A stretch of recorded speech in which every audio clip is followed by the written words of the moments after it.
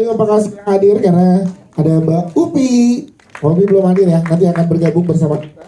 Baik, ini dia yang sudah 3,5 juta kali podcastnya ditonton untuk tema ini, untuk judul ini. Kita undang bersama dengan kita Fajar Aditya dari RJL 5. Silakan Mas Fajar. Yes. Dan juga ini yang mengalami kisah nyatanya langsung dari sumber asli kita ada Novita Indriani. Silakan Mbak Vita. Dan inilah jajaran cast dari film Sihir Pelakor. Kita sambut Neona Ayu, Fatir Mukhtar. Silakan Bang Fatir untuk bergabung bersama kita. Selanjutnya Asmara Abigail, Indra Birowo. Silakan Mas Indra Birowo. Selanjutnya ada Bang Alfi Alfandi. Kita sambut Sofia Yulina. Yes, boleh bergeser lagi ke sebelah kanan. Selanjutnya kita juga punya Sania Leonardo dan juga Nisi Maynard. Ya, lengkap sudah hari ini. Boleh tepuk tangan sekali lagi teman-teman. Kita foto bareng dulu. Boleh maju teman-teman cast.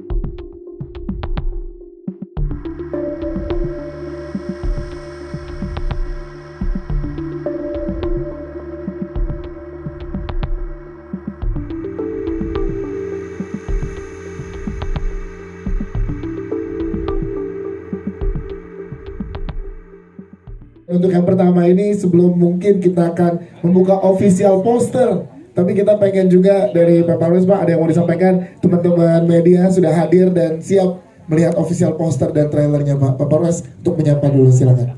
Selamat siang semuanya. Kami mengaturkan terima kasih yang sebesar-besarnya untuk teman-teman pers dan juga undangan lain yang hari ini menjadi saksi launchingnya, perilisannya, trailer dan juga 2 buah poster utama film yang berjudul Sihir Pelakor. Ini audionya aman? Gak apa-apa nih, kena sihir ini. Jadi mungkin teman-teman di sini bertanya-tanya, kenapa sih film Sihir Pelakor ini sebegitu pentingnya untuk kami hadirkan untuk penonton di tanah air. Sihir pelakor, kita sudah sering kali mendengar istilah pelakornya tentunya. Tapi dalam sihir pelakor di sini yang menjadi saya sangat prihatin pada waktu saya nonton podcastnya Fajar Aditya di RJL 5 dengan Ibu Vita Indriani. Begitu diceritakan bagaimana pada waktu itu kita yang masih remaja seusia Neona di sini begitu mencintai bapaknya, keluarganya begitu harmonis, begitu indah, tiba-tiba terjadi perubahan yang sangat drastis. Bayangkan, ayahnya Edi yang begitu sayang sama mereka pamit pergi kerja seminggu tanpa mereka sadari, sudah 1,5 tahun belum kembali. Anda bisa bayangkan, pergi seminggu pamitnya tapi 1,5 tahun, dan seluruh tetangga bertanya-tanya, ada apa ini? Diasumsikan apakah mereka sudah bercerai, sudah apa, dan segala macam. Dan yang kemudian terjadi setelah mereka menyadari bahwa ini ada sihir yang dilakukan kepada mereka, justru bertubi-tubi peristiwa-peristiwa yang dialami oleh Vita, yang menurut saya adalah peristiwa-peristiwa yang sungguh luar biasa, dan bagaimana akhirnya mereka harus bertahan menghadapi itu. Sihir itu ada. Tadi kita sebelum masuk ruangan ini, Bapak Ustadz Ahmad ya, di dalam film ini peranan, dia cerita bahwa sihir itu memang adalah hal yang nyata, tapi kita juga bisa membentengi diri kita dengan kita harus selalu mendekatkan diri kepada yang maha kuasa misalnya ya. Jadi nanti kita ngobrol-ngobrol, tapi saya harap acara hari ini bisa menjadi sebuah informasi dari kami untuk disebarkan, sehingga nanti pada saat filmnya tayang tanggal 31 Juli bisa meraih penonton yang banyak, bisa begitu banyak orang yang mendapatkan pembelajaran dari karya yang berjudul Sihir Pelakor ini, insya Allah. Siap, terima kasih teman-teman. Nanti kita akan ngobrol-ngobrol lagi. Kita akan membuka official poster, ada 2. Boleh dikedepankan posternya nanti. Poster yang sebelah kiri teman-teman pemain, poster yang sebelah kanan jajaran filmmaker bersama dengan Mas Fajar dan juga Mbak Vita ya akan membukanya.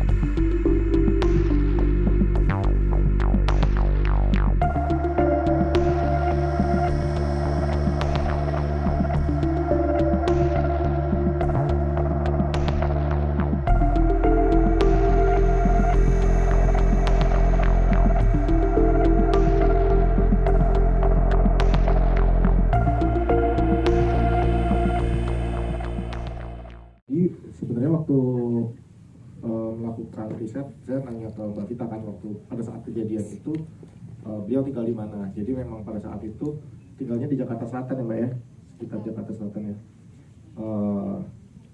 Cuman karena settingnya memang sudah tahun 2002, which is yang sudah hampir 20 tahun lalu, pada saat syuting kami cari-cari geografis yang mirip, kami agak ke pinggir lagi. Jadi kami waktu kemarin melakukan syuting di daerah Bogor gitu, untuk mengambil set yang kira-kira mirip seperti Jakarta Selatan.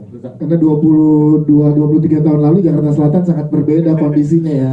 Yes, oke. Dan berapa lama tadi Mas proses syuting? Oh, proses syutingnya hampir 20 hari. Sebenarnya ini termasuk salah satu syuting yang sangat lancar dan happy semuanya, dari mulai ending yang ke-8 sampai syuting. Cuma ada satu peristiwa unik sebenarnya pada saat itu, lebih unik sih. Ya. Karena pada saat kami syuting Bogor ada gempa besar. Oh, itu ya 3 bulan yang lalu. Iya betul. Lagi di rumah tiba-tiba gempa besar banget dan agak lama 1 menit. Kita semua lari keluar.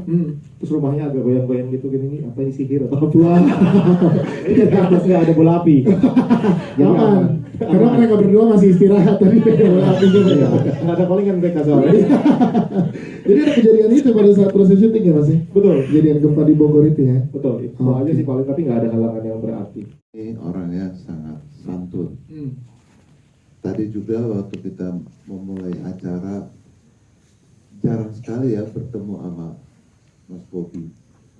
Ada sutradara yang dalam setahun bertemu teman-teman kan bisa 8 sampai 10 kali ya Pak Yan. Mas Bobi tidak Pak. Yes. Dia betul-betul orang ngajakin syuting lebih banyak, tapi dia betul-betul memilih, dan itu menurut saya adalah apresiasi yang terbaik ya saya berikan untuk beliau, karena tidak jarang banyak orang juga sekarang aji mumpung. Nah jadi insya Allah karya ini pun bukan karya aji mumpung, dan begitu santunnya bercerita tentang peristiwa di Bogor, gempa, hanya seperti begitu saja. Jadi kita di Star Vision ini mungkin teman-teman perlu kita sampaikan, kita setiap malam Jumat terakhir setiap bulan, biasanya kita pilihannya adalah malam Jumat Kliwon, kita tuh selalu bikin pengajian. Ya, kita panggil ustadz, kita bikin yasinan, kita bikin pengajian, dan kita selalu mengirimkan doa keselamatan dan kelancaran untuk semua proses yang sedang berjalan dalam produksi kita. Ya walau alam, jangan-jangan sihir yang terjadi itu beneran kiriman api panas pati mungkin yang datang, ya kan? Walau alam, ya. Nah kemudian tadi kawan yang di sini yang bertanya tidak ada nama kita. Jadi podcast ini yang menjadi dasar kita bikin menjadi skrip adalah berdasarkan cerita yang disampaikan oleh Vita. Tapi yang diceritakannya sendiri adalah tentang sihir pelapornya. Jadi Vita ini adalah korban, ya kan? Dan ini yang di depan itu bukan poster yang lengkap deh. Ini adalah poster untuk backdrop di presscon kita. Nanti boleh diintip posternya di sana. Tetapi nama karakternya kita nggak sebut biasanya. Kalau Anda terima nanti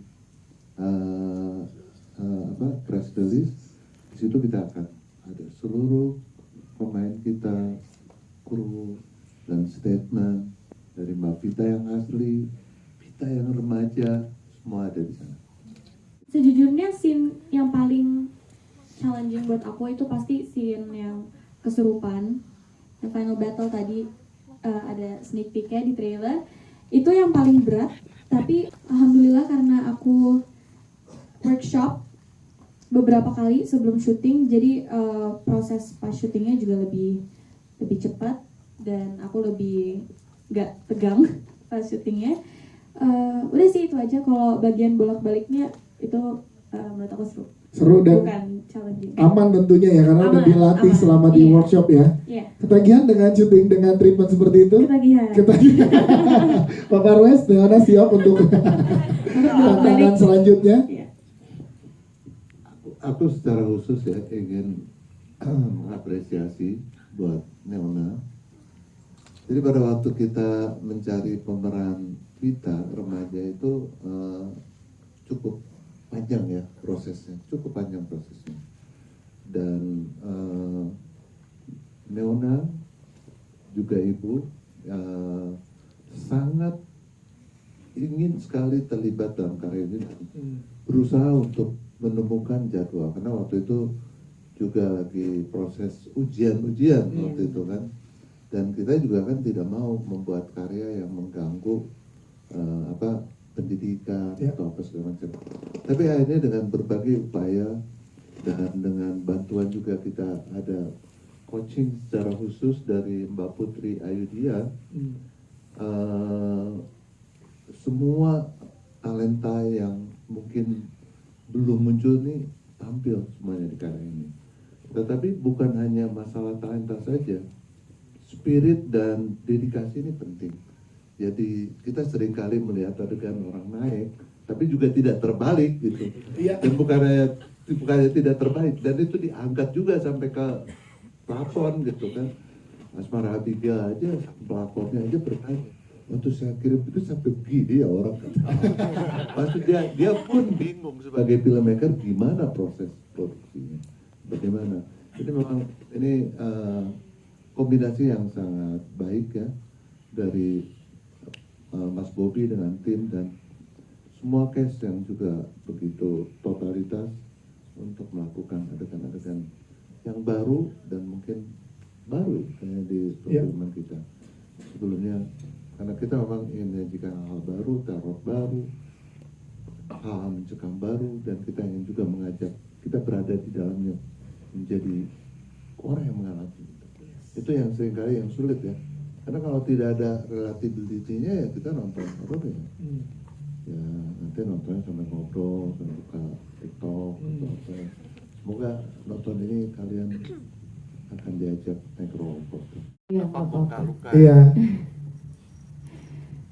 Jadi sebenarnya ketemu, saya ketemu dengan pelapornya, bahkan hingga saya di penjara pun itu laporan dari istrinya, karena saya sempat melakukan fisik ke dia ya, karena untuk ya sebagai anak saya pada saat itu memang butuh biaya sekolah, namun saya minta ke ayah nggak dikasih, sama ayah disuruh coba ke istrinya yang itu, saya minta, namun perkataan kasar yang membuat saya emosi saat itu, saya hajar di situ, saya sampai dilaporkan ke kantor polisi. Nah untuk sekarang ini saya memang pernah mengucap bahwa kalau kalian belum minta maaf, kalian nggak akan pernah hidup tenang.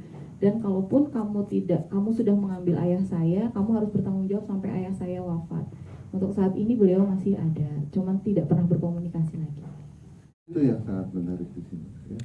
Di sihir pelakor ini lucu banget ya. Jadi pada waktu kita skrip pertama mencari pemeran Rini sebagai pelakor, itu tidak ada yang mau main. Tidak ada, beneran asli, itu susah banget. Ada aja alasannya. Ada yang bilang, wah dialognya cuma sedikit, apa yang mau didialogin? Udah gak pakai dialog aja gitu, pakai timpuk gitu ya. Kan susah kan? Jadi susah. Hubungin semua teman-teman, saya hubungin. Yang kejadian di Rotterdam itulah saya, karena kita bareng-bareng ke festival di sana, jadi cocok banget deh buat kamu. Ini emang gak ada lagi yang bisa selain kamu. Dan begitu berkembang di lokasi pun, lah kenapa setelah kita edit, setelah kita rasain, memang balance-nya ya itu, bukan balance ya, emang terornya ya itu gitu kan. Jadi nggak mungkin ada sebab akibat tanpa sosok si pelakor ini. Jadi yang kita, setelah mungkin nanti Anda menonton filmnya, kalau kalian lihat aja, poster yang pertama adalah foto satu keluarga dengan tangan darah ya. Tadi mungkin dari kanan dia. Terus poster yang berikutnya adalah pelakor dengan ular-ular ini, dan poster yang berikutnya adalah pelakor ya kan dengan sosok yang dipergunakan oleh dia untuk melaksanakan tindakan-tindakan kejamnya, ya kan, terornya, ya kan, dan semua pasti tidak ada timbal balik ya.